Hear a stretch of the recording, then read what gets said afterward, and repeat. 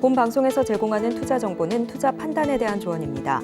방송에서 제공하는 주식의 가치, 가격 상승 및 하락에 대해서는 방송사에서 보장하지 않습니다. 시청자 여러분 안녕하세요. 오늘을 돌아보고 내일을 준비하는 오늘장 내일장 2부 진행의 백선혜입니다. 장 마감까지 확실한 승부 전략과 내일장 주목할 섹터까지 제시해드리고 있습니다. 오늘도 저희 방송과 함께 하시면서 성공적인 투자 전략 가득 담아가시기 바랍니다. 저희 방송 유튜브를 통해서도 보실 수 있습니다. 유튜브 검색창에 서울경제TV라고 검색하시면 저희 방송과 함께 하실 수 있으니까요. 실시간 채팅에도 많이 참여를 해주시기 바랍니다. 그러면 오늘장 내일장 2부 본격적으로 출발합니다.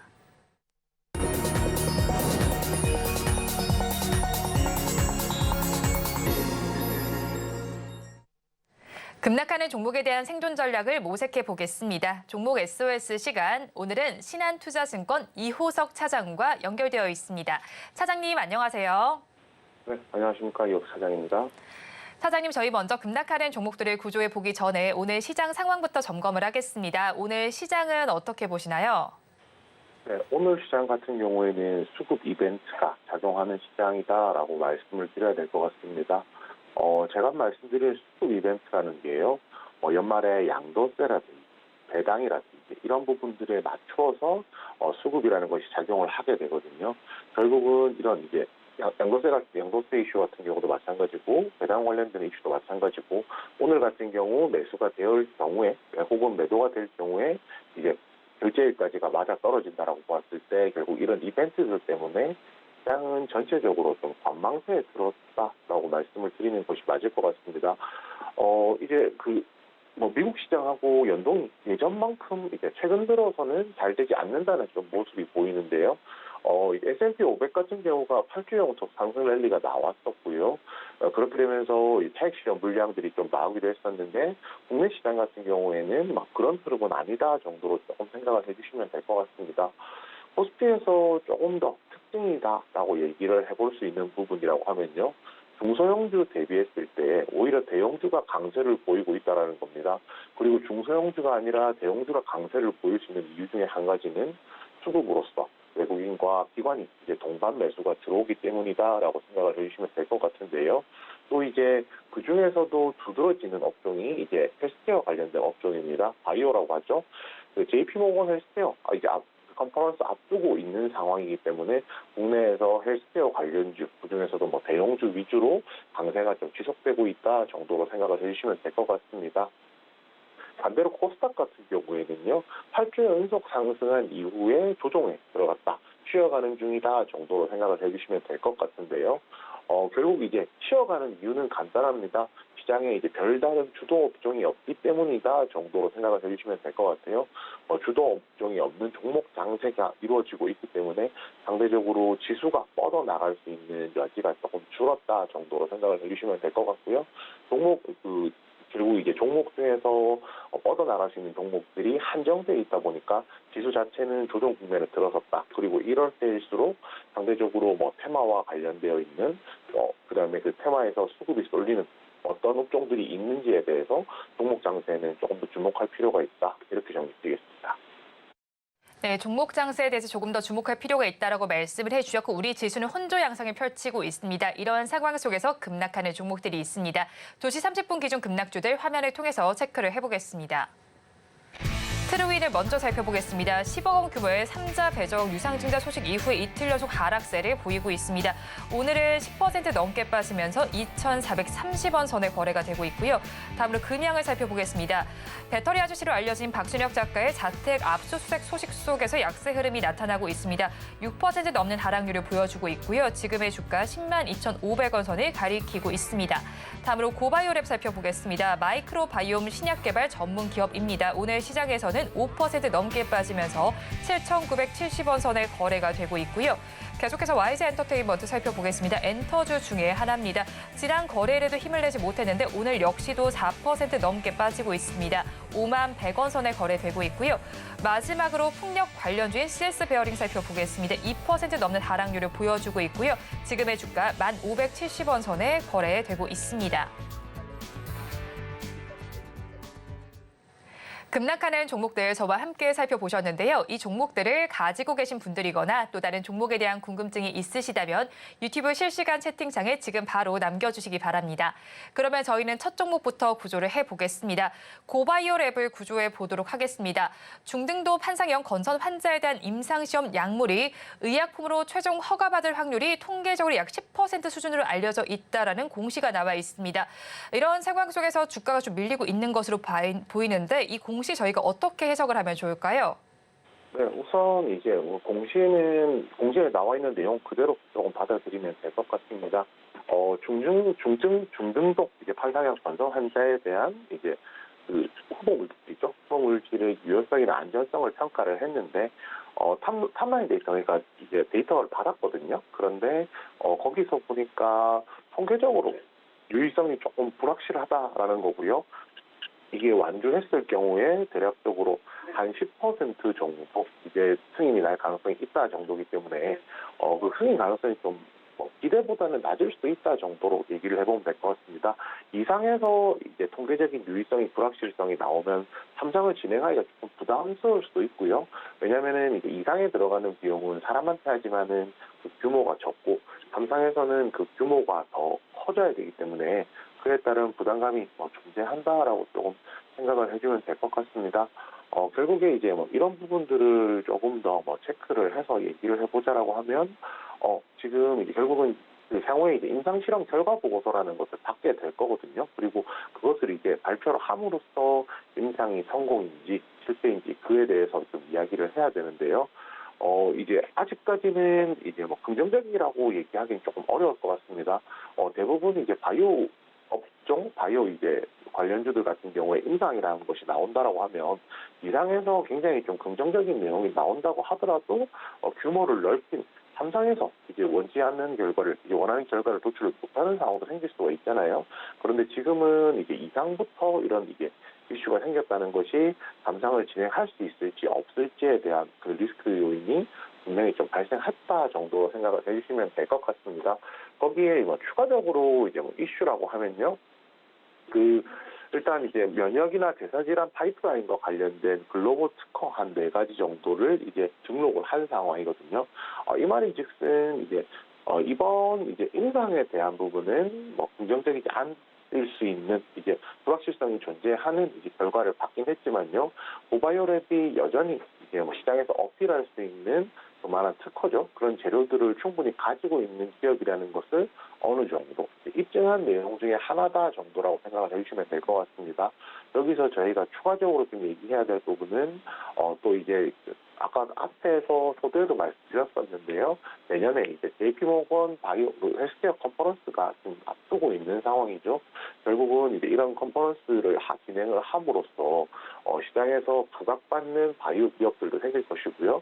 전반적으로 바이오 기업 전체적으로 분풍이 불 수 있다는 부분도 같이 한번 생각을 해봐야 될 것 같습니다. 이런 부분들 저희가 좀 종합적으로 생각을 해본다면 고바이오랩에 대해서는 당장은 좋지 않다. 그렇지만 업종 자체는 좋다. 이렇게 정리해 볼 수 있습니다. 네, 고바이오랩 당장은 좋지 않지만 업종 자체는 좋다라고 정리를 해주셨는데 사실 주가 양상을 살펴본다면 10월 말쯤에 지금 저점이 다진 이후에 올라가나 싶더니 다시 또 횡보하고 있는 만큼 가지고 계신 분들께서는 고민이 많으실 것 같습니다. 어떻게 대응 전략을 짜면 좋을까요? 네, 그렇습니다. 일단 버티자 의견 드리겠습니다. 제가 자주 드리게 되는 이야기 중에 하나인데요. 버티자고 해서 이 종목이 좋으니까 무조건 들고 기다리세요가 아니라 주가가 충분히 빠졌다는 관점에서 기다려볼 수 있다로 이제 버티자 의견 드리는 종목도 있다라고 말씀을 드렸는데요. 현재 고바이오랩 같은 경우가 그에 해당하는 종목이라고 생각을 해주시면 될 것 같습니다. 우선 주가 자체가 지난 9월 달에 있었던 고점이 13,000원 정도였거든요. 거기서부터 주가가 조정을 받았기 때문에 약 3분의 1 정도 주가가 떨어진 상태고요. 그리고 지금 현재 가격이 8,000원대 부분에서 아래쪽으로 위쪽으로 이제 박스권 조정들이 존재를 하긴 했지만 대략적으로 한 8,000원 정도면 이 종목이 현재 조정받을 수 있는 조정폭에서는 충분히 횡보를 하고 있다. 이런 관점에서 조금 더 기다려보자라고 말씀을 드린 겁니다. 지금 현재 가격은 앞서 말씀드린 대로 8,000원으로 생각을 해주시면 되고요. 신규 진입 같은 경우에는 우선 자제 의견 드리겠습니다. 임상 이제 시험 결과 보고서를 확인하고 거기서 이제 임상 성공 여부에 대해서 발표를 하게 되면은 이 종목에 대한 투자 심리가 개선이 될 수는 있겠지만 상대적으로 지금만 놓고 얘기를 했을 때는 리스크를 조금 조심할 필요가 있다라고 말씀을 드리는 거고요. 지금 현재 보유하신 분들 같은 경우에는 손절가를 6,900원 드리겠습니다. 지난 10월 27일에 만들었던 바닥 가격이 6,990원이거든요. 그렇기 때문에 이 가격까지 많이 조정을 받는다라고 하면 여기서는 이제 더 기다리시는 것보다는 다른 이제 바이오 종목으로 수평 인정하는 것 가능하다라고 말씀드리겠고요. 이 종목에 대해서 단기적인 목표가는 9,200원 드리겠습니다. 9,200원이라는 가격은요, 지난 11월 17일에 보면, 그 고바이오랩이 시세가 분출한 이후에 그 121선 터치하고 이제 조정받는 모습 보여주었거든요. 아무래도 이 종목은 위쪽에 매물이 121선까지 도달한다라고 하면, 매도세가 나올 것이기 때문에, 짧게 9,200원, 121선 기준으로 목표가 잡는 것이 맞다라고 판단합니다. 고바이오 랩에 대해서 버티자 전략을 주셨고요. 가격 전략 살펴본다면 지금 저점 부근인 10월 27일 저점 부근이었던 6,900원의 손절 라인을 제시를 해주셨고요. 그리고 목표 주가는 121선에 해당하는 9,200원 잡아주셨습니다. 그러면 저희 다음 종목 구조를 해보겠습니다. YG 엔터테인먼트를 구조를 해보도록 하겠습니다. 소속 걸그룹 블랙핑크의 멤버 제니가 개인 레이블을 차리게 되면서 그룹 존속에 대한 불안감이 재점화된 것으로 보이고 있습니다. 그래도 그룹 활동을 YG 엔터테인먼트를 통해서 그 개인 활동만 그쪽으로 하는 것으로 알고 있고요. 거기에 더해서 베이비 몬스터에 대한 기대감도 있는데 이 종목 저희가 어떻게 보면 좋을까요?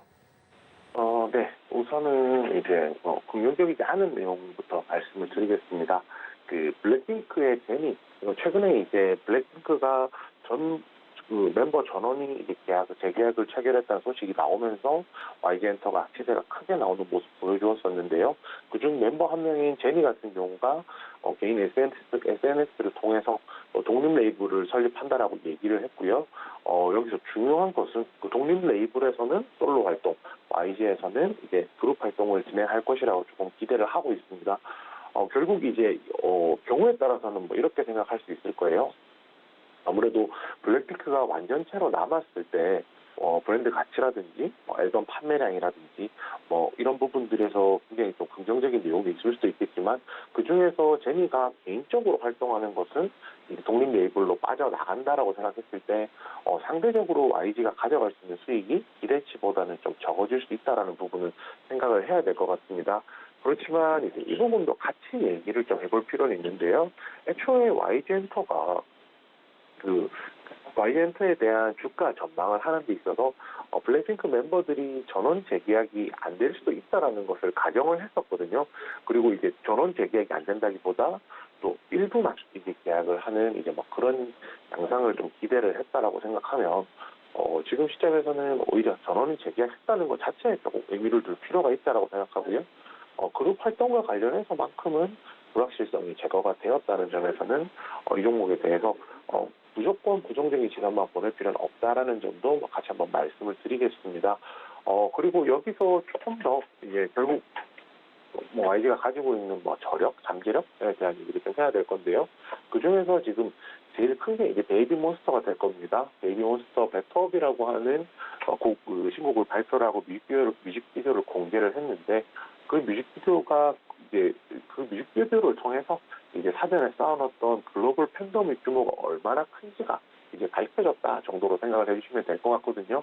결국은 블랙핑크 이후에 세대 교체 국면에 있다는 점, 그리고 내년에 싱글, 그다음에 정규 앨범까지도 베이비 몬스터가 준비하고 있다는 점 생각해 보면 블랙핑크의 개인 활동에 대한 공백은 어느 정도 메꿔가지 않을까라고 조금 생각을 해볼 기대감이 있다는 점도 같이 말씀드리겠습니다.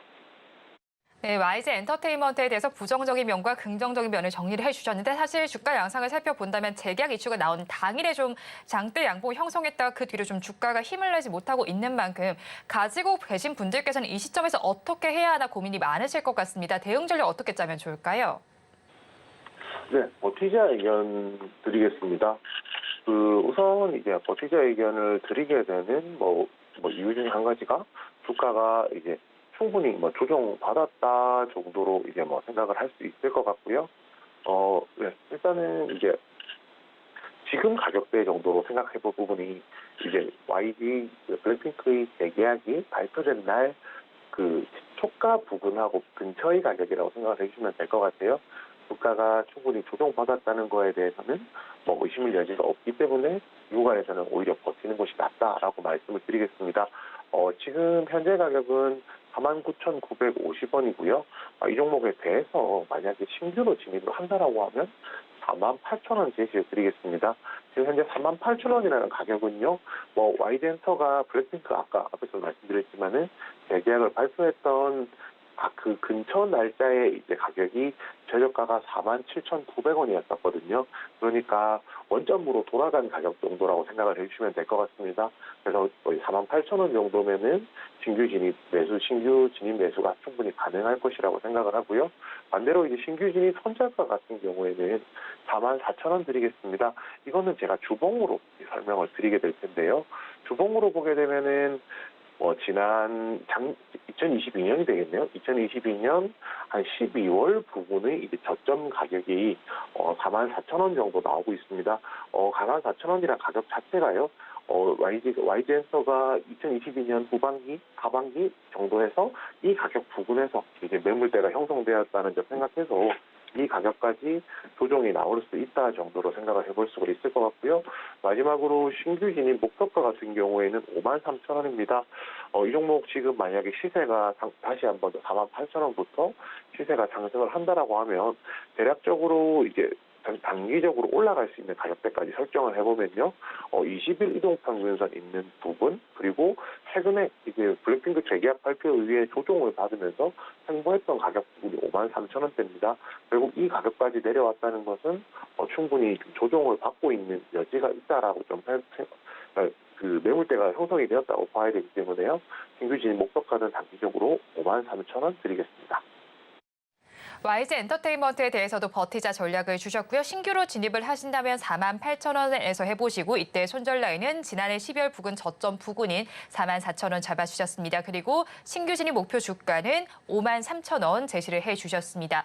그러면 저희 마지막 종목도 구조를 해보겠습니다. CS 베어링을 구조해 보도록 하겠습니다. 차장님께서 계시는 신한투자증권에서는 CS 베어링에 대해서 실적 추이를 지켜보면서 베팅할 타이밍이다라는 분석을 내놨습니다. 그런데 투자기는 매수를 유지했지만 목표 주가를 하향 조정을 했더라고요. 아무래도 이 리포트 영향을 받는 것으로 보이는데 앞으로는 어떻게 전망해 보면 좋을까요?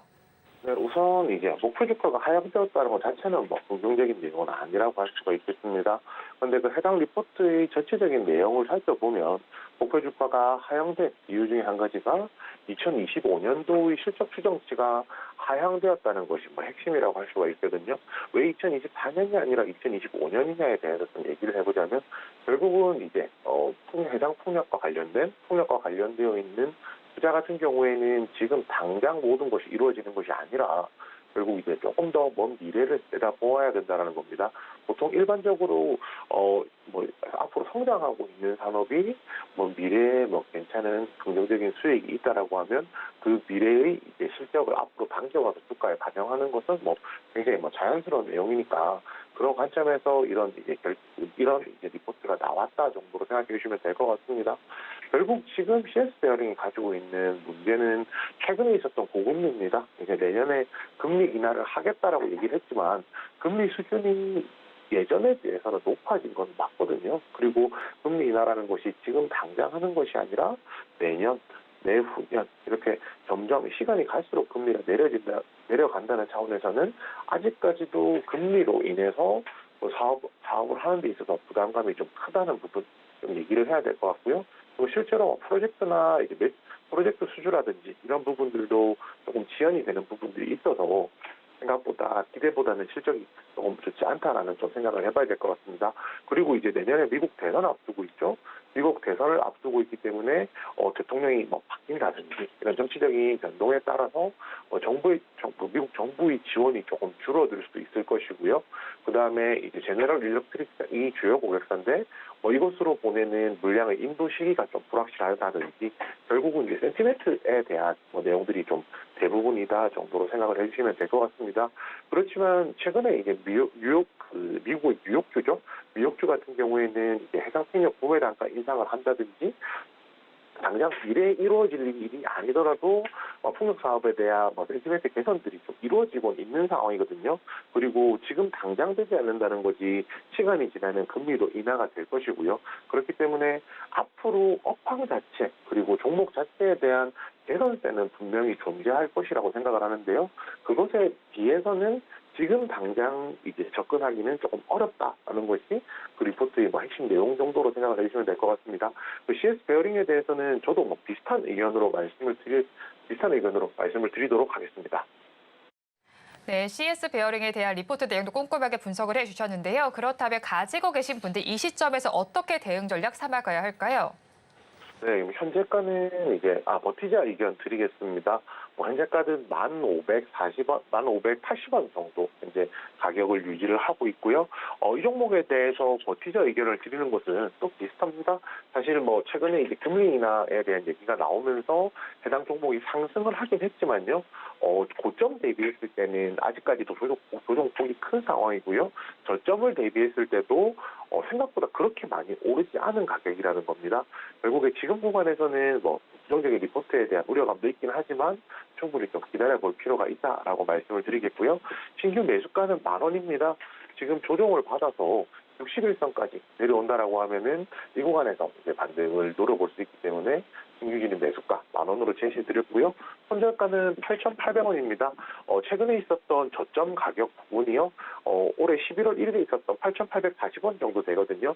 이 가격까지 내려온다라고 하면 반등이 한번 나올 시기인데 이 구간에서 반등이 못 나오면은 손절에 대해서 판단하는 것이 맞다라고 생각하고요.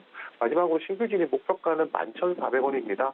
이 종목은 최근에 이제 121선 터치하고 맞았던 적이 있었거든요. 결국에 121선이 큰 이제 가격 저항선으로 작용한다는 점 생각해 보면 CS 베어링도 지금 목표가는 11,400원으로 잡는 걸로 이렇게 말씀드리겠습니다. CS 베어링에 대해서도 버티자 전략을 주셨고요. 가격 전략 살펴보면 신규로 진입을 하신다면 10,000원에 해보시고 이때 손절내는 8,800원 그리고 목표 주가는 121선 부근에 해당하는 11,400원 잡아주셨습니다. 오늘 말씀 여기까지 듣도록 하겠습니다. 지금까지 신한투자증권 이호석 차장과 함께했습니다. 오늘 연결도 고맙습니다. 네, 감사합니다.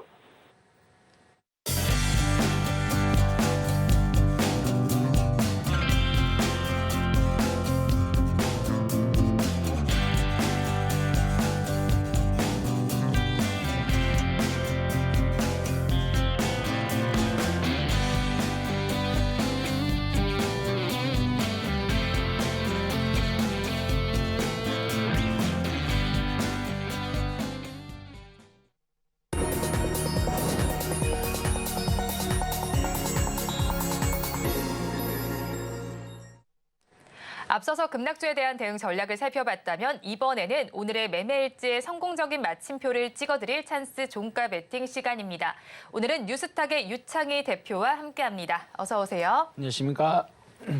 네, 먼저 이 시간을 짚어봤던 종목 리뷰를 부탁드리도록 하겠습니다. 지난 5일에 짚어주셨던 레교캠 바이오가 지금 32% 정도의 수익률을 자랑을 하고 있습니다. 사실 얀센의 기술 이전 소식도 있고 내년에 퀀텀 점프를 예고를 하기도 한 종목입니다. 오늘 시장에서도 굉장히 높은 상승률을 자랑을 하고 있더라고요. 오늘 고가가 24%대까지도 올라갔는데 앞으로 이 종목 어떻게 가져가면 좋을까요? 물론 이제 시가 대비해서 좀 하락한 상황입니다. 네. 한 20% 갭상승 출발했다가 좀 10%대로 줄어들긴 했습니다만은 전 충분히 추가적인 상승 가능성이 좀 열려 있다라고 보고 있어요. 왜 그러냐면 그때도 말씀드렸습니다만은 표적 항암 시장이 계속 커지고 있는 상황이거든요. 그러니까 아직까지는 올해 같은 경우 비만 치료제라든지 유전자 가위 연말쯤에 나왔었던 이슈들 이런 거 대비해서는 크게 주목을 못 받았지만 이 관련된 시장은 계속해서 시장은 급속 속도로 성장을 좀 하고 있고 레고캠 바이오 같은 경우는 상당히 높은 기술력을 보유하고 있어요. 그때 제가 한 달 좀 안 됐죠? 12월 네. 첫째 주에 말씀드렸으니까 그때만 하더라도 한 6조 5천억 정도 기술 이전 수출이 누적 수출 계약이 있었는데 오늘 2조 2천억 추가로 나왔기 때문에 그러면 한 8조에서 9조 정도의 이런 기술 수출 계약을 맺었다는 것은 단순하게 예전에 과거에 이제 그 바이오 일부 기업들 보면 기술 수출 계약을 뭐 몇 천억, 몇 조 한 단일 건, 뭐 한 건 정도 해놓고 나서 한두 건 이후에 그 다음에 특별한 이슈가 뭐 호재가 없었다가 오히려 기술 수출이 취소가 되거나 했었던 경우가 많이 있었죠. 근데 레고캠 바이오는 그게 아니라는 것이죠. 그러니까 누적적으로 기술 수출 금액이 많은 것도 중요하지만 그러면은 그 전에 수출했었던 부분들도 계속 좋은 결과가 나오고 있다는 얘기예요. 그러니까 취소 얘기가 네. 없다는 얘기는 거기다가 신규로 수출한 부분들이 있기 때문에 상당히 그 표적 항암 시장의 플랫폼의 기술력을 안정성이나 기술력이 확인된 부분들이기 때문에 오늘 약간의 차익성 매물은 좀 일부 나올 수 있는 자리긴 합니다만은 오히려 저는 뭐 좀 주중에 좀 지선이 확인된다라면 특히 또 다음 주에 또 다음 주 죄송합니다. 다음 달에 네. 또 큰 이벤트가 있기 때문에 그것도 또 새로운 계약이라든지 또 새로운 소식 이런 부분들 기대한다라면 충분히 주가는 추가적인 상승 가능성 열어놓을 수 있지 않을까 판단하고 있습니다. 네, 대표님 그런데 그때 당시에 사실 목표 주가를 57,000원으로 네. 잡아주셨는데 지금 이미 그걸 도달을 하고 넘어선 상태거든요. 그럼 2차 목표가 다시 잡아가야 하지 않을까요? 그렇죠. 뭐 저는 그때 57,000원 말씀드렸었고 그 12월 중에 충분히 네. 가능하다 말씀드렸었는데 뭐 57,000원 혹은 오늘 저점이 크게 이탈되지 않는다라면 뭐 충분히 분할 매수해 볼 수 있다 생각을 좀 하고 있고요. 그러면 저는 일단은 그 다음 자리는 한 7만 원대까지 열려 있지 않을까. 이 회사가 2021년 최고가가 74,500원, 75,000 정도였거든요. 그래서 그 정도 자리까지는 충분히 추가적인 상승 가능성이 열려 있다라고 보고 있습니다. 왜 그러냐면 지난주 그 목요일에 알테오젠이 한 20% 네. 급등세를 보여줬었고요.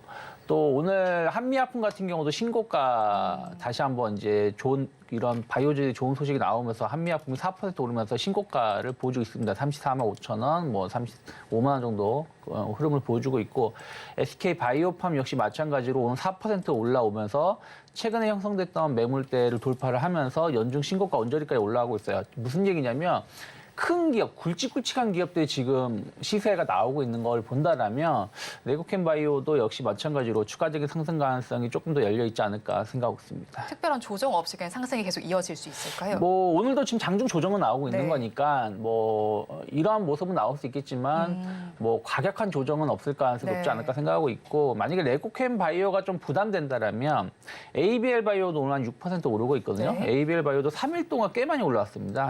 2만 원대에서 2만 4천 원대까지 한 20% 이상 올라왔는데 ABL 바이오도 레고캠 바이오랑 같이 사업을 좀 진행하는 게 좀 있어요. 그래서 그런 부분들이 좀 조금 더 시장에서 부각된다라면 충분히 더 올라갈 수 있는 룸은 열려 있지 않을까 판단하고 있습니다. 네, 일단은 올라갈 수 있는 룸이 열려 있다고 판단해주고 목표 주가는 다시 7만 원까지도 잡아주셨습니다. 자, 오늘도 장 마감까지 한 14분 정도가 남아있는 상황입니다. 그럼 종가 베팅할 종목은 어떤 섹터에서 찾아볼까요? 근데 사실 오늘도 네. 좀 바이오주를 좀 가지고 나왔습니다. 네. 왜 그러냐면 어찌되었든 아까 말씀드린 것처럼 참 굵직굵직한 바이오주들이 움직임이 좋게 나오고 있거든요. 그 얘기는 진짜 몇 년 동안 JP모건 헬스케어에 대해 어떤 관심이 없었어요. 그러니까 JP모건 헬스케어 이벤트가 있다고 해도 코로나 이런 이슈들 때문에 전혀 그런 큰 행사에 대해서 관심이 없었죠. 근데 이번에는 어찌됐든 이제 올해는 어떻게 보면 코로나가 종식되는 시점에서의 JP모건 헬스케어인데 약간 준비가 좀 부족할 수 있는데 내년 같은 경우 조금 더 크게 그게 이벤트가 좀 진행될 수 있다 생각하고 있고요. 또 하나가 금리 인하죠. 금리 인하가 이루어진다라면 아무래도 성장주에 대한 어떤 관심도가 높아질 수 있는데 바이오주는 대표적인 성장주 아니겠습니까? 네. 특히 바이오주는 대규모 자금을 조달을 해야 돼요. 약을 개발하든가 해야 되기 때문에 그래서 그런 부분들이 조금은 수급적으로 봤을 때 금리 인하가 투자 심리가 상당히 개선될 수 있는 요소가 있다라고 생각하고 있고요. 그리고 그동안 좀 미뤄졌던 임상들이 좀 좋은 결과들을 좀 보여주고 있습니다. 최근 들어서. 네. 그래서 최근에 이제 그 여름 때는 아까 말씀드린 것처럼 비만 치료제 관련된 기업들이 움직임이 나왔는데 그들 기업들은 엄밀히 따지면 그때 반짝 움직임이 나오고 약간의 흐름들은 좀 아직도 이제 좀 조정 국면에 좀 있고요. 그리고 잠깐 움직였었던 게 유전자 가위 관련된 흐름들이었는데 실제 꾸준히 오르고 있는 건 신약 모멘텀이 있는 기업들이에요. 아까 한미약품도 말씀드렸고 뭐 몇몇 기업 말씀드렸는데 이런 기업들이 다 신약에 대한 어떤 기대감이거든요. 왜냐하면 과거 뭐 17년, 18년도에는 어떤 약을 개발하겠다, 어떤 약을 준비하고 있다라는 어떤 기대감이었다라면 그 한 7, 8년 사이에 임상하면서 뭐 1상, 2상, 3상 하면서 어떤 기업은 또 약이 출시되기도 하고요. 그래서 그런 부분들이 이제 어떤 가시권에 들어오다 보니까 이런 신약 개발에 대한 어떤 그 기대감이 있는 기업들 중심으로 해서 주가가 반응을 하고 있다는 걸 본다라면 조금 더 이 상승은 짧은 게 아니라 조금은 뭐 1월 달까지도 볼 수 있는 섹터가 될 수 있지 않을까 생각을 좀 하고 있습니다. 네, 좀 긍정적인 이슈들이 있는 것 같습니다. 그렇다면 오늘 시장에서는 어떤 종목을 좀 종가 베팅을 해보면 좋을까요? 네, 오늘 저는 그래서 한올바이오파마를 가지고 나왔습니다. 네. 뭐 한올바이오파마 같은 경우는 또 오늘 보면은 강하게 출발했다가 약간 상단 저항에 좀 맞는 모습이에요. 지난 10월 달 4만 원 그리고 11월 말에 한 4만 원, 오늘도 한 4만 원대 저항을 맞고 조금은 머뭇거리고 있는데 오히려 이럴 때 이제 지금 모멘텀이 시장이 조금 없는 상황이거든요. 네. 그러면서 제약바이오주들이 이제 계속 돌아가면서 신고가 혹은 돌아가면서 이슈가 나오고 있는 거라면 충분히 추가적인 상승 기대해 볼 수 있지 않을까 생각하고 있는데 특히 이제 한올바이오파마 같은 경우는 여러 사업을 하고 있는데요. 특히 이제 주목받고 있는 게 안구건조증 치료제입니다.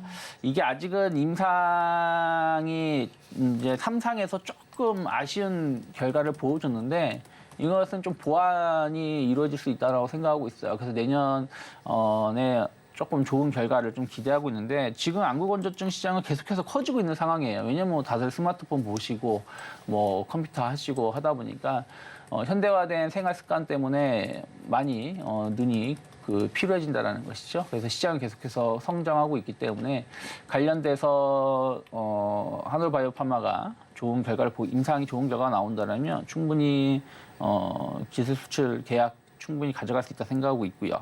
또 하나가 이제 자가 면역 질환 치료제죠. 자가 면역 질환 치료제는 표적 항암 치료제하고 비슷하게 시장에서 계속 주목을 받고 있는 것입니다. 그래서 조금 더 암이라든지 이런 큰 질병을 치료하기 위해서 뭐 후유증을 좀 줄이고 또 치료의 성능도 좀 높이기 위한 방법으로 계속 채택이 되고 있는 부분들이라서 이 부분에 관련해서 한올바이오파마가 계속해서 기술 수출이라든지 또 최근에 보면은 그 결과가 계속 좋아지고 있어요. 그러니까 네. 지난 10월 달에도 결과가 좋다라고 하면서 주가가 올라왔던 거고 최근에도 보면은 약의 투여를 더 늘렸음에도 불구하고 부작용이 상당히 없다라고 하면서 좀 빠른 약 출시를 좀 기대하고 있는 게 있습니다. 그래서 그런 부분들이 계속해서 투자자의 관심을 좀 끌어올릴 수 있다 생각하고 있고요.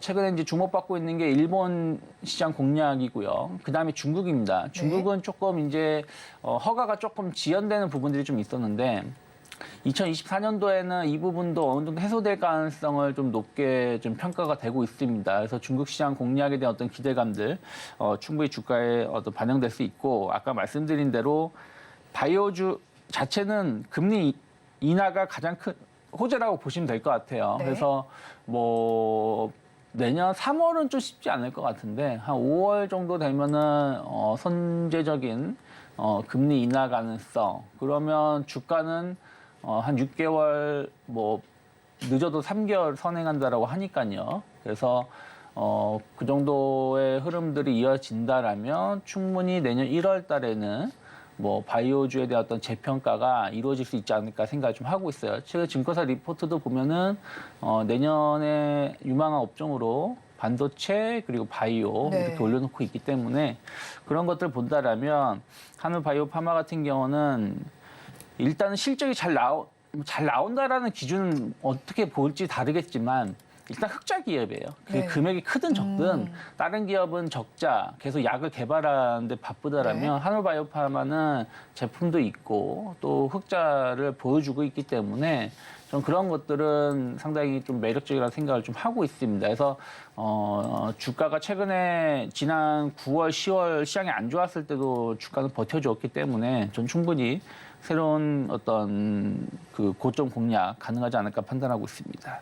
네, 지금 시간 기준으로 1%대 상승률을 지금 보이고 있는 상황인데 그러면 저희 가격 전략은 어떻게 짜가면 좋을까요?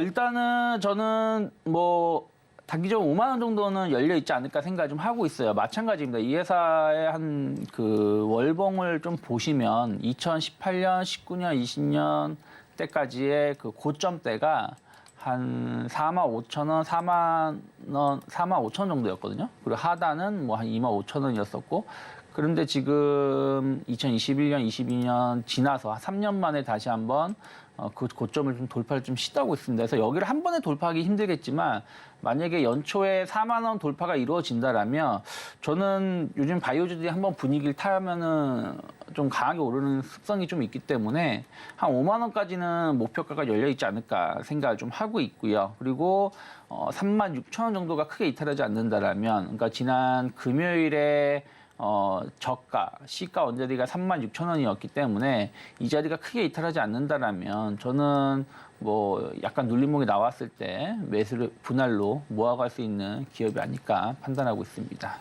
네, 종가 베팅할 종목으로 한올바이오파마 짚어주고요. 가격 전략 살펴본다면 목표 주가를 5만 원, 손절 라인 3만 6천 원 제시해 주셨습니다. 그럼 저희 마감 동시효과 구간에 우리 시장은 어떤 분위기를 보이고 있는지 살펴보도록 하겠습니다. 우리 양대시 오늘은 크게 좀 힘을 받지 못하고 있는 양상이 펼쳐지고 있었습니다. 코스피는 그래도 강보합권에서 마감을 할 것으로 예상되고 있습니다. 0.16% 강세를 보이면서 2,603선의 종가를 쓸 것으로 보이고요. 다음으로 코스닥 시장으로 넘어가겠습니다. 코스닥 시장은 하지만 힘이 많이 빠지고 있습니다. 0.9%의 약세를 보이면서 846선의 종가를 쓸 것으로 예상되고 있습니다. 하지만 양대 시장 모두가 사실 시초가가 가장 고점이다라는 점은 참고를 해보시면 좋겠고요. 다음으로 수급 상황도 체크를 해보도록 하겠습니다. 코스피 시장을 먼저 살펴보겠습니다. 코스피 시장에서는 외국인과 기관이 쌍끌이 매수를 해주고 있는 가운데 개인 투자자들 많이 덜어내고 있습니다. 외국인은 703억 원 그리고 기관은 8,721억 원을 담아내고 있는데요. 기관 투자자의 경우에는 오늘까지 5거래일 연속 매수세를 보여주고 있습니다. 반면에 개인 투자자들만이 홀로 9천억 원 넘게 덜어내고 있습니다. 다음으로 코스닥 시장으로 넘어가겠습니다. 코스닥 시장의 양상을 살펴보니까요. 외국인과 개인 투자자들 쌍끌이 매수를 해주고 있는 가운데 기관 투자자들 많이 덜어내고 있습니다. 외국인은 오늘까지 4거래일 연속 매수세를 보여주면서 251억 원의 매수세 나타내고 있고요. 개인 투자자들 400억 원 넘게 매수하고 있습니다. 반면에 기관 투자자들만이 홀로 순매도에 나서고 있습니다. 오늘 시장 상황 대표님께서는 어떻게 보셨을까요? 뭐 오늘 전 그렇게 뭐 나쁘다라고 보고 있진 않아요. 다만 이제 오늘 좀 반도체 쪽, 소부장 쪽에 조금 차익선 매물이 나왔고 특히 이제 2차 전지 쪽이 많이 좀 조정이 나온 것 같아요. 에코프로 BM이 한 4%대 조정이 나왔고 에코프로 머티리얼즈 뭐 한 7% 조정 나온 거 아니겠습니까? 뭐 LS 머티리얼즈도 조정이 나오고 있고요. 그래서 약간 2차 전지 쪽으로 해가지고 매도가 좀 강하게 나오면서 지수가 한 1% 가까운 코스닥의 하락이 나온 것이지 전체적인 분위기는 여전히 긍정적인 흐름들이 좀 이어지고 있지 않을까 이어지고 있다라고 보고 있고요. 뭐 특별하게 지금 악재는 없다라고 생각을 좀 하고 있어요. 다만 지난주 금요일에 약간 중국 관련해서 약간 게임주들이 흔들림이 좀 나왔었는데 오늘도 관련된 흐름들이 그렇게 좋은 흐름은 아닙니다. 뭐 급락까지는 아니지만 뭐 일부 기업을 중심으로 해서 좀 조정이 좀 나오고 있다는 부분들은 계속해서 조금 더 체크를 좀 해야 되지 않을까 생각을 좀 하고 있고요. 그리고 AI 관련된 기업들도 반도체 쪽은 그나마 온디바이스 AI 쪽으로 해가지고 뭐 칩스앤미디어라든지 뭐 제주 반도체, 뭐 에이지 그랜드, 뭐 에디 테크놀로지 등이 상당히 좋은 주가 흐름을 보여주고 있습니다. 에이징랜드는 오늘 현재 동시효과 흐름들을 본다면 27%대까지 지금 상승이 좀 이어지고 있는데 상당히 좀 추가적인 상승 가능성을 열어놓으면서 오늘 좋은 흐름을 보여주고 있어요. 반면에 소프트웨어 쪽은 조금은 조정이 좀 나오고 있죠. 뭐 네이버, 카카오는 강보합, 약보합이지만 뭐 솔트록스, 마이엄 AI, 뭐 브릿지텍 뭐 이런 기업들은 전체적으로 한 2, 3% 정도의 어떤 조정이 나오고 있다는 부분들, 거기서 약간의 좀 희비가 좀 엇갈리고 있는 게 좀 일부 있다 생각하고 있고요. 그리고 아까 제가 뭐 바이오주들 말씀을 드렸는데 오늘 보면은 신테카 바이오라든지 뭐 보로너이라든지 약간 AI하고 접목된 바이오주들이 그래도 좀 상대적으로는 긍정적인 모습을 좀 이어가고 있는 부분들이 좀 있습니다. 그래서 뭐라 그럴까요? 미들 기업들도 최근에 주가 흐름을 보시면 상당히 좋은 흐름들을 이어지면서 바닥에서 추세 전환 가능성을 열어놓고 있거든요. 그래서 약간의 이제 바이오주 자체도 좋게 보고 그 시장에서 좋게 평가하고 있는데 여기서 좀 확장되면서 이런 부분들로도 파급이 되고 있다는 부분들 좀 보시면 좋겠고요. 그리고 약간 그 영유아 저출산 관련된 종목군들이 움직이는데 그건 조금 더 흐름을 봐야 된다 생각을 좀 하고 있습니다. 그래서 전체적으로 봤을 때 시장은 2차 전지가 좀 조정이 나오고 있는 것뿐이고 나머지 쪽에 대해서는 일부 저가 매수가 들어오면서 시장을 좀 방어하고 있지 않나. 그러다 보니까 코스피가 약보합에서 강보합 정도로 전환되고 있는 것도 그런 요소가 아닌가 판단하고 있습니다. 네, 일단 양대 시장 혼조 양상을 펼치면서 마감이 될 것으로 예상이 되고 있고요. 일단 시장 자체만 살펴봤을 때는 하락하는 종목수가 좀 두드러지게 더 많이 나타나고 있습니다. 그간 좀 상승했던 부분을 반납하는 모습이 나타나고 있다라고 보실 수가 있겠고요. 그래도 양대 시장 모두에서는 외국인 투자자들은 사들이고 있습니다. 개인과 기관 투자자들의 경우엔 사실 좀 포지션을 다르게 잡고 있다라는 점을 살펴보시면 될 것 같고요. 시가총액 상위 종목들의 분위기도 좀 혼조 양상이 나타나고 있습니다. 마감 동시효과 구간 함께하셨습니다.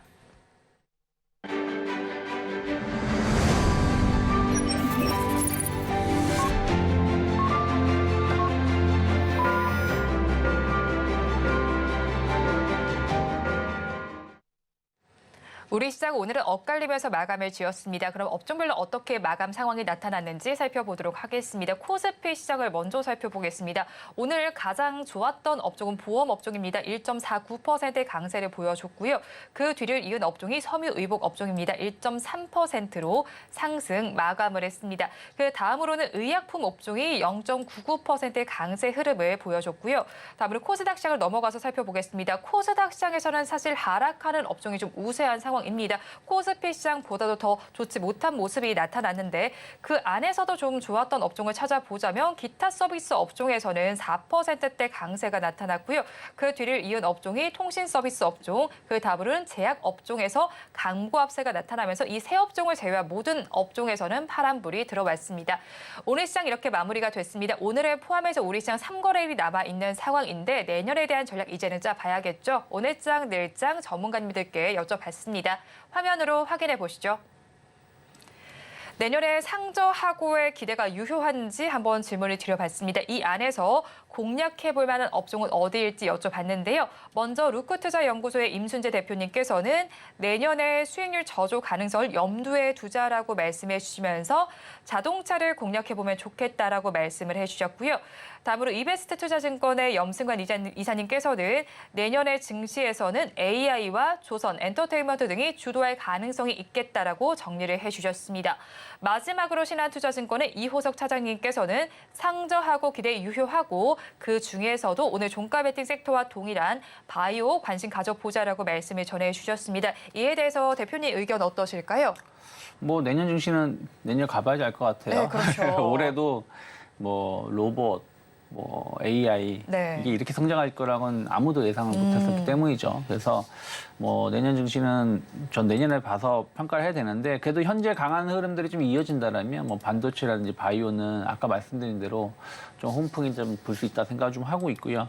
중요한 건 이제 뭐 이제 2거래일 남은 거 아니겠습니까? 네. 내일하고 모레 이틀 남았는데 또 내일은 전통적인 배당락이 발생되는 날이에요. 그러니까 다만 이제 이게 예전하고는 조금 조금 영향이 좀 덜할 것으로 봐야 되는데 왜 그러냐면 주요 기업들이 배당 기산일을 다 내년 네. 2월, 3월로 바꿨죠. 왜냐하면 이게 작년에 법이 바뀌었습니다. 그러니까 깜깜이 배당을 피하자는 취지로 배당락은 올해 맞는데 배당 결정은 다음 해 뭐 2월, 3월에 주주총회 할 때 결정을 하니까 그것을 이제 좀 그 배당 기산일에 맞춰서 배당을 결정할 수 있게끔 그 뭐랄까요 변경한 법이 작년에 통과가 됐고 이게 올해부터 반영이 되고 있어요. 그래서 아직은 많은 기업이 참여하고 있지 않지만 그래도 꽤 큰 기업들, 은행권들이라든지 또 뭐 대기업단에서는 이걸 다 변경을 좀 하고 있습니다. 그래서 의외로 내일 배당락은 생각보다 좀 낮게 형성될 가능성이 좀 높지 않을까 판단하고 있고요. 일단 연초에 대한 어떤 기대감들은 전 투자 심리에 계속해서 긍정적 역할을 해줄 수 있다 생각을 좀 하고 있어요. 수급적으로 봤을 때 오늘 외국인들은 매수로 전환되면서 마감을 했고요. 금융투자 쪽이 오늘 1조 가까운 매수를 보여주고 네. 오히려 개인 투자자는 1조 정도 매도가 나왔습니다. 아무래도 이거는 양도세 회피 물량도 일부 있을 수 있다. 네. 그러니까 물론 이게 50억으로 상향된 부분들은 좀 있겠습니다만은 뭐 꼭 그게 아니라고 하더라도 뭐 이런저런 사유로 인해서 좀 매도가 좀 나오지 않았을까라고 저는 개인적으로 생각을 좀 해요. 그래서 어쨌든 오늘까지 주식을 정리해야지 영향을 안 받는 거니까요. 네. 내일 정리하는 건 의미가 없죠. 그래서 그런 부분들을 일부 있을 수 있지 않을까라고 조심스럽게 평가를 하고 있고요. 저는 내일 배당락이 크든 작든 발생하고 네. 난 다음에 오히려 불확실성이 해소가 되는 부분들, 오히려 연초에 대한 어떤 기대감이 반영된다면 외국인들의 의외로 좀 강한 매수가 유입될 수도 있지 않을까 생각을 좀 하고 있어요. 물론 뭐 외국인이 가계 매수가 유입이 안 돼도 이미 기관 투자, 금융투자 쪽이죠. 금융투자 쪽으로 해가지고 계속해서 연일 계속 강한 매수가 유입되고 있는 부분들이 좀 있기 때문에 수급적으로 봤을 때는 매수 우위의 시장은 조금 더 이어질 수 있지 않을까 생각을 좀 하고 있고요. 다만 우리가 조금 조심해야 되는 거는 이제 거래가 우리나라뿐이 아니라 이제 글로벌 증시가 다 거래가 한산해요. 네. 뭐 휴가 갈 사람도 휴가 가고 연말 며칠 뭐 매매해서 뭐 하냐 해서 현금을 좀 많이 확보해 놓는 부분들도 있고요. 그래서 수급 공백이 좀 발생할 수 있습니다. 그래서 특히 이제 배당락이 발생하는 날은 작은 호가로 인해서 어쨌든 마이너스 출발했다가 네. 빠르게 뭐 플러스 전환되거나 또 반대로 마이너스가 더 확대되거나 할 수 있는 부분들이 좀 있거든요. 그래서 수급 공백에 따른 약간의 개별 종목의 변동성은 좀 우리가 대비할 필요가 있지 않을까 생각을 좀 하고 있고요. 일단 전 여전히 뭐 반도체 그리고 자동차, 네. 바이오주에 대해서는 아직은 계속해서 추세가 좀 살아나가고 있는 분위기가 있기 때문에 좀 긍정적으로 보면서 연초에 대한 어떤 기대감을 가져가면서 좀 투자해 보시는 거는 나쁘지 않다 판단하고 있습니다. 네, 그럼 내일장에서 저희 방금 전에 언급해 주셨던 세 가지 섹터에 주목을 해보면 좋을까요? 뭐 그러면 괜찮을 것 같아요. 특히 네. 이제 2차 전지는 오늘 조정이 꽤 세게 나왔기 네. 때문에 상승이 나온다고 하더라도 추세가 결국은 반전되지 못했다는 부분들이 아쉽고요. 그리고 로봇주들도 오늘 조금 힘을 좀 못 냈습니다. 생각했었던 것보다. 그렇다고 본다라면 어쨌든 반도체가 약간 조정은 나왔습니다만 결국엔 삼성전자 한 1% 상승을 보여주면서 다시 한번 신고가를 유지하면서 마감했거든요. 그러면 반도체 소부장 쪽이 조금 더 힘을 낼 수 있다고 생각하고 있고 자동차주들도 지난주 목요일까지 상당히 강했다가 어제 오늘 조금 조정, 그러니까 금요일하고 오늘 약간 차익성 매물이 나왔다라면 충분히 내년에 대한 어떤 기대감들 올해 그러니까 2023년도에 가장 높은 실적을 영업이익을 보여준 기업이 현대차, 기아입니다. 네. 삼성전자가 3위를 밀렸어요. 그러면 이 부분에 대해서 주가는 상당히 저평가되어 있다라고 해석할 수가 있는 부분들이거든요. 그래서 그런 것들이 저는 계속해서 좀 관심을 가져갈 수 있지 않을까 판단하고 있고요. 또 바이오주들은 이제부터 그러니까 12월 중순 이후부터 바이오주들이 힘을 좀 내고 있기 때문에 이 흐름들은 최소한은 내일 모레 혹은 연초 1월 중순까지는 이어질 가능성이 높지 않을까. 그래서 지금도 보면은 많이 오른 것 같지만 아까 말씀드린 대로 뭐 신테카 바이오라든지 보로노이 같은 경우는 이제 바닥에서 좀 추세가 전환되고 있는 부분들이고요. 뭐 ABL 바이오, 뭐 SK 바이오팜, 한미약품 이제 한번 고점을 다시 한번 갱신하려고 하고 있는 모습들이기 때문에 이건 그렇게 비싸다라고 보기보다는 오히려 지금이 상당히 더 좋은 자리다라고 보면서 접근해 보는 게 맞지 않을까 판단하고 있습니다. 네, 일단 바이오와 관련해서 좀 긍정적인 의견을 좀 제시를 해주셨고요. 이 안에서 사실 또 저출산과 관련해서 살짝 좀 질문을 드려보고 네. 싶습니다. 남아도는 교육 예산에 대해서 연 11조를 이제 저출산 대응에 쓴다라는 이야기도 나와 있고, 사실 또 이제 신혼부부가 이제는 3억 원까지는 증여세 없이 부모로부터 받을 수 있잖아요. 네. 그런 만큼 이 부분에 대한 관심도 계속해서 가져가봐도 괜찮지 않을까요? 아무 의미 없죠. 그런다고 애기를 낳을까요? 저희도 애가 둘인데. 네. 글쎄요. 그러니까 그 남아도는 예산이 왜 남아도라는지를 좀 파악을 해야 된다 생각하고 있고, 저는 그렇게 생각을 해요. 저출산 정책도 중요하다고 생각하고 있습니다. 그런데 이건 저만의 내피셜이지만 네. 아이를 낳는 분들은 아이를 가지고 계신 분들한테 정보를 많이 얻고 얘기를 많이 들을 거예요. 네. 그럼 아이를 가지고 계신 분들이 좋은 얘기를 안 해요. 그러면 그분들을 위한 정책 동시에 나와야 된다 생각을 해요. 왜냐하면 아무도 아기를 낳지 말라고, 아기를 갖고 있는 사람도 애를 낳지 말라고 하는데 누가 네. 낳고 싶겠습니까? 그러면 거기도 나와야 되는데 항상 보면은 이제 낳을 사람들한테만 정책이 나오거든요. 네. 그러면은 이게 이미 아이를 있는 사람, 뭐 유치원생이든 초등학생이든 혹은 이제 1살, 2살이든 그쪽에 대한 지원금은 그렇게 확 늘어나는 느낌을 못 느낀다는 네. 거예요. 그래서 이런 부분들이 약간 균형감 있게 바뀌면 좋지 않을까. 네. 뭐 저도 개인적인 욕심으로 말씀드리는데 이게 진짜 저출산 정책이라는 게 이게 아기를 낳는다는 게 네. 쉬운 건 아니다 보니까 뭐 증여 뭐 세금 없이 3억 뭐 지원 부모로서 받는다. 그럼 부모한테 받는 거잖아요. 국가가 해주는 게 아니지 않습니까? 네. 그래서 그런 부분들은 약간 기업에 약간 기대감이 있지만 이것이 정말 뭐 파워풀하게 지금 전 세계에서 인구 소멸 단계를 가는데 갑자기 내년부터 뭐 출산율이 뭐 2.0으로 올라가거나 하지는 않을 것 같다라고 보고 있습니다. 네, 대표님의 진심이 담긴 답변 잘 들었습니다. 지금까지 유스탁의 유창희 대표와 함께했습니다. 오늘 말씀 고맙습니다. 네, 고맙습니다. 오늘장 내일장 2부에서 전해드린 내용 정리해서 보여드리겠습니다. 화면으로 확인해 보시죠. 오늘장 내일장 2부의 핵심입니다. 오늘 종목 SOS 시간에는 고바이오랩과 와이즈 엔터테인먼트 CS 베어링을 구조해 드렸습니다. 새 종목 머드에 버티자 의견을 주셨고요. 와이즈 엔터테인먼트와 CS 베어링은 추가 매수를 해봐도 좋겠다라고 정리를 해주셨습니다. 다음으로 오늘 종가 베팅할 종목으로 한올 바이오파마를 공략해 주셨습니다. 바이오주에 대한 투심이 회복이 되고 있습니다. 금리 인하 기대감이 큰 만큼 한번 관심을 가져보시면 좋겠고요. 내일의 승부수로는 반도체와 자동차, 바이오 섹터 짚어주셨습니다. 본 방송에서 제공하는 정보는 투자 판단에 대한 조언일 뿐 해당 주식의 가치와 수익률을 보장하지는 않습니다. 아울러 서울경제TV와 서울경제신문은 당사의 브랜드입니다. 최근 당사를 사칭하는 피해 사례가 늘어나는 만큼 각별히 주의해 주시기 바랍니다. 오늘장 내일장 2부에서 준비한 순서는 여기까지입니다. 저희는 내일 이 시간도 여러분과 함께하겠습니다. 오늘도 시청해 주신 여러분 고맙습니다.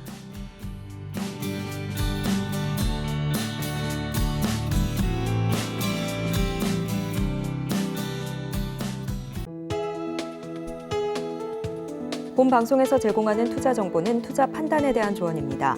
방송에서 제공하는 주식의 가치, 가격 상승 및 하락에 대해서는 방송사에서 보장하지 않습니다.